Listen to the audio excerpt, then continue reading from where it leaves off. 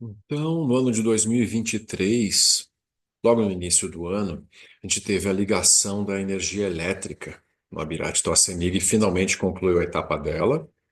Em janeiro, final de janeiro, eles vieram fazer a ligação.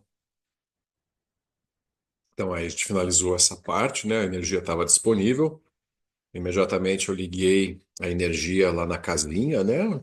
Onde eu tenho morado. Funcionou, tudo bem.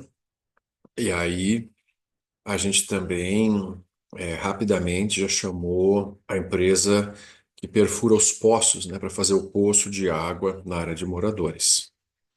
A gente construiu esse poço, a gente já tinha feito um poço artesiano, esqueci de comentar antes, lá em 2020, na área de eventos. E para garantir, né, um fornecimento de água assim, em quantidade suficiente. E a gente fez também esse poço na área de moradores. Então, um poço que deu uma água muito boa, em volume muito grande, assim, para nos dar uma segurança, assim, né, de fornecimento por muito tempo.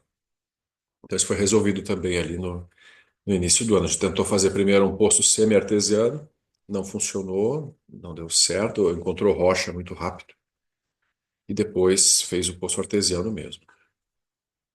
Então, nessa época, aí, quando chegou o mês de março, a gente pôde, enfim, liberar a área de moradores para construções nas casas, né, dos refúgios.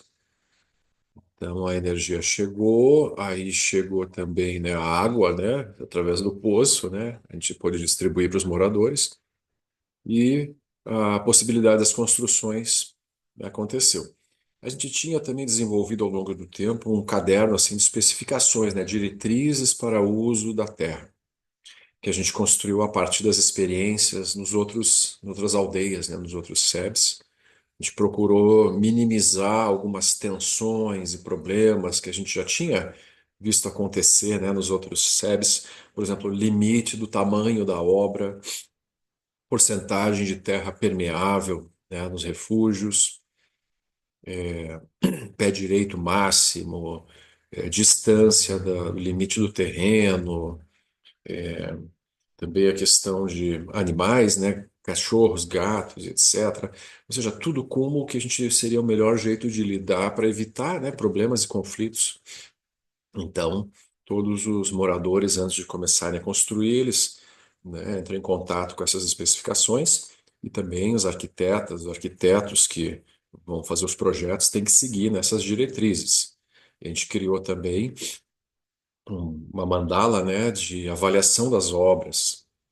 Então, a Bia, o Breno, a Tina, o Ednei, depois o Márcio, eu, a gente também, então, fica com esse olhar, né, assim, se as construções estão indo de acordo com as diretrizes, que obviamente não são, né, leis rígidas assim, mas que procuram evitar que surjam muitas exceções para não surgir tensão entre vizinhos e etc, né? Na medida do possível, a gente tem conseguido assim manter. As primeiras obras têm em grande maioria, assim, tem mantido, né, essas sugestões, assim, ao pé da letra.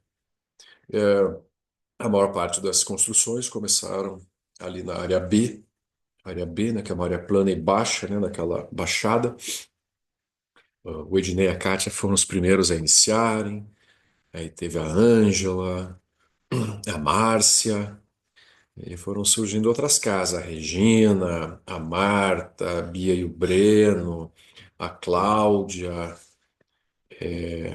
o Paulinho e a Ana antes também, já na área C, depois o Leandro e a Marta, a Aparecida, a Beth, agora a Esther, a Eliane Arenas, Raíssa e Daniel.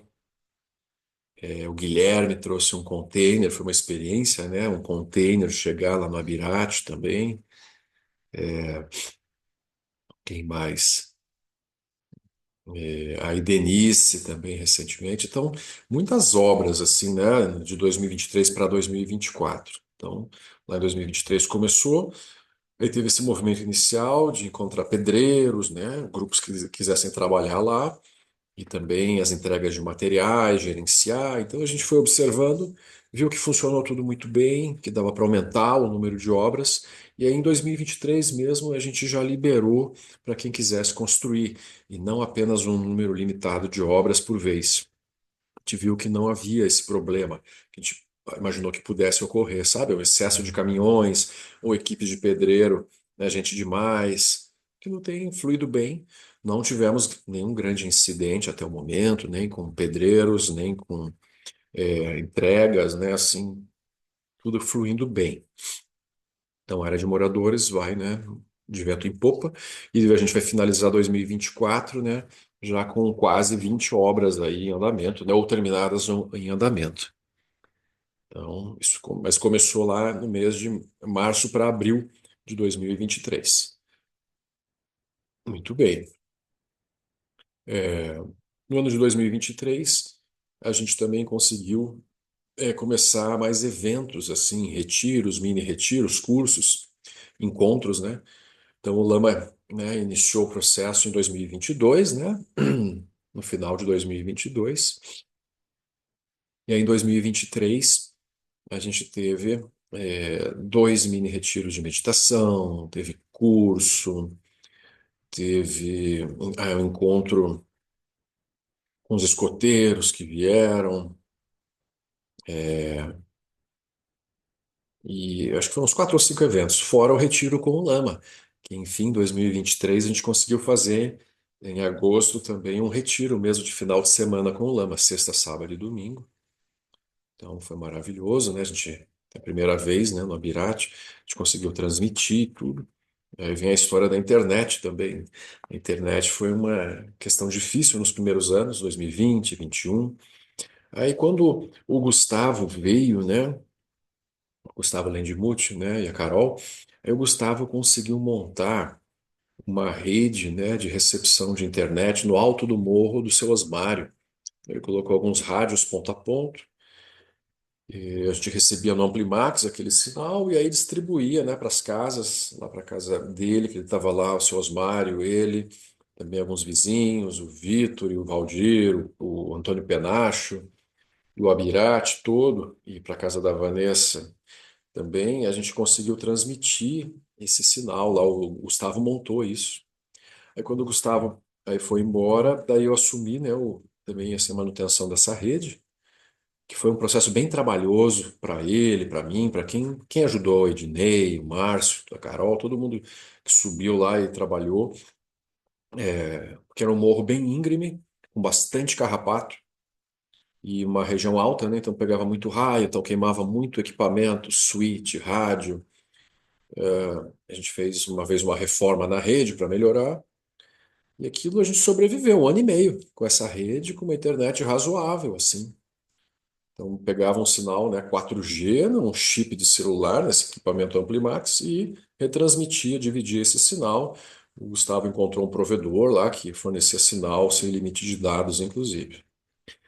Antes disso, eu e a Vanessa, a gente tinha tido na casa dela lá uma outra internet por satélite, que era Viasat.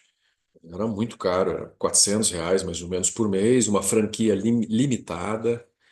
Ele sobreviveu, né? Assim, conseguiu se comunicar e fazer estudos e aulas, né? E tudo que a gente oferecia com aquela Viasat, mas era muito caro. E aí, com esse sistema do Gustavo, a gente conseguiu fazer tudo mais barato para todo mundo, né? Aquilo foi por um ano e meio. Aí, quando foi ali no começo, né, de 2023, aí a Cláudia e o André, aí eles tinham tido contato com uma empresa, a Megacom, que eles tinham tido até no lugar que eles tinham morado antes. Aí eles chamaram a Megacom para uma reunião, a gente conversou com eles, né, o Lucas, supervisor lá da Megacom, e pediu uma proposta para ele para trazer, né, a internet fibra ótica lá para Birate, que ele já tinha instalado a empresa dele até o Alphaville, como o condomínio lá na BR. Então o Lucas aceitou essa empreitada, daí nos cobrou um valor de 20 e poucos mil reais, 20 e poucos mil reais para trazer a fibra até lá. E daí também atenderia toda a região, né, todos os vizinhos. Isso a gente topou, a gente fez uma cota extra, né? Uma cota extra para os moradores de 200 e poucos reais. e bancou esse investimento também com a contrapartida de que os moradores depois não precisariam pagar a taxa de instalação, né, que já teriam pago isso adiantado, né? Então, foi como foi combinado. E aí, enfim, lá no mês de março, abril de 2023, chegou a fibra ótica, né, no Abirate. Eles espalharam, colocaram no SEB, lá na casinha onde eu já estava. Daí nas obras também começaram a colocar, na obra do Ednei, da Kátia. E assim foi indo. Uma empresa que tem oferecido um sinal estável, pouquíssimos problemas, né, e está funcionando assim. E preço, né, de cobrança similar ao da cidade, né? Os pacotes de dados assim bem favoráveis. Então a Megacom foi uma boa parceria e que nos resolveu esse problemaço, né, que era a questão da comunicação, que hoje em dia é indispensável e que muitas pessoas até não viam muito o Abirate porque ficavam meio sem comunicação, né, com uma fraca comunicação. Com a fibra ótica a gente resolveu isso, né, no início de 2023. Foi uma boa coisa. Então, quando começaram as obras de moradores, já começaram numa condição muito favorável. A água disponível em qualidade muito boa, eletricidade também de qualidade e sinal de internet fibra ótica. Então, isso funcionou bem ao longo de 23, né? É, e também no ano de 2023, no final do ano, após o retiro com o Lama, a gente também organizou melhor as mandalas de apoio, né? O Lama tem oferecido esse método, né, de gerenciamento por mandalas, né? Uma forma de ajudar os praticantes a se organizarem numa estrutura menos hierárquica e também mais descentralizada, em que tem várias mandalas cuidando de assuntos, né, variados, mandala de eventos, mandala da cozinha, mandala da comunicação, mandala da agricultura, mandala da madeira. Vários assuntos assim vão sendo absorvidos, né, pelas pessoas, elas vão se encaixando conforme suas possibilidades, né, e habilidades também para ajudar. Então a gente organizou isso no final do ano. Aí também, logo depois, a Samira começou o estudo, né, do método de gestão por mandalas, que são esses textos transcritos que o Lama oferece há muitos anos já. Então, aquilo aos poucos as pessoas vão entendendo melhor e tentando fazer nesse formato que é um tanto quanto desafiador, né? Não é uma coisa simples, não. Então, todas as aldeias no Brasil têm suas dificuldades nesse processo de gerenciamento, que não é nem autoritário, né? Apenas de uma ou duas pessoas, mas também não é uma democracia comum, né? Com voto, mesmo peso para todo mundo. É um método baseado mais em quem tem sabedoria, né? Para cada assunto e também quem está mais envolvido, né, que está se dedicando mais ao assunto, então as pessoas vão tomando decisões, etc., a partir de alguns critérios que não são os comuns, né? Então, isso envolve uma mudança de paradigma que não é muito fácil para a maioria de nós. Então, a gente está avançando nisso também, né? É um processo longínquo, assim, né? Longo, no sentido de que a sanga vai aprendendo isso na medida em que pratica mais também, em que tira um pouco o foco do si mesmo e coloca um foco mais no bem coletivo, né, nas atividades coletivas. Então, aquilo vai avançando. Então, no ano de 23, então especialmente isso, e também com o retiro com o Lama, a gente teve essa alegria, assim, né? Vieram umas 140 pessoas, foi bastante gente. No período pós-pandemia, os retiros, a participação presencial diminuiu muito. Então a gente teve um retiro bastante cheio, assim, até pelas condições ainda meio parciais, sem alojamento ainda, né? A gente, mas conseguiu funcionar bem, assim, mesmo com um pouco de restrição de recursos, né? Então esse foi o 2023.